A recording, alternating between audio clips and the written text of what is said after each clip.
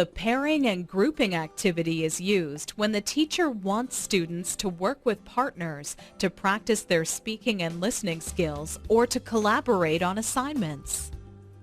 Teachers are able to monitor student groups and interact with students on a group-by-group basis. Teachers can also chat with individual students. Teachers can have SmartClass assign students to groups sequentially or randomly, or they can manually assign the students' partners.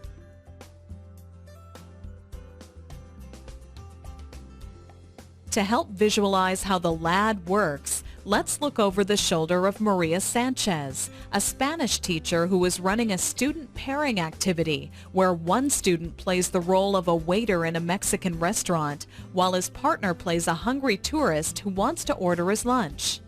Maria first chooses Launch a Pairing Grouping Activity. Maria then selects Call All Stations so that she can verbally explain the activity to her students.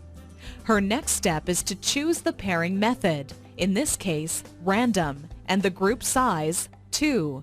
The students are now randomly paired. While her students are working, Maria uses the Monitoring Support panel to proactively and discreetly monitor their dialogues. If she detects a problem, she can use the system's chat capability to coach individual students, or she can select Listen and Talk to speak with both students in the pair. When the allotted time for the activity is complete, Maria returns to the home page to get ready for the next activity.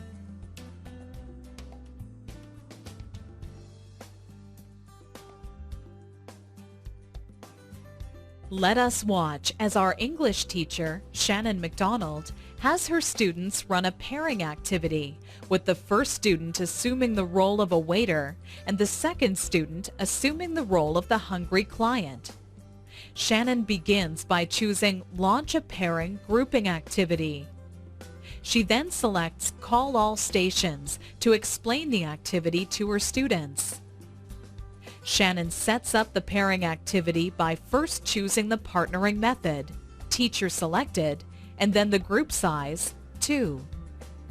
Shannon selects the first student of the first pair and completes the pairing by selecting the second student. She follows this same process, making sure that some of the weaker students have been paired with some of the stronger students.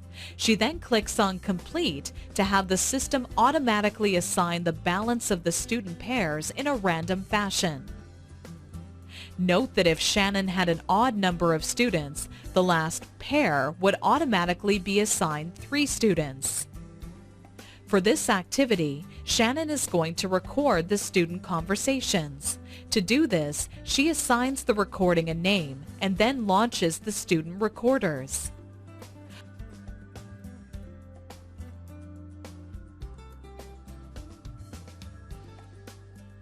Once the recorders have been initialized, Shannon selects Record. Shannon is able to use the Monitoring Support Options panel to proactively monitor student conversations. If she identifies any students who need help, she uses Listen and Talk to speak with both students, or she can choose Open Chat Window to chat with an individual student.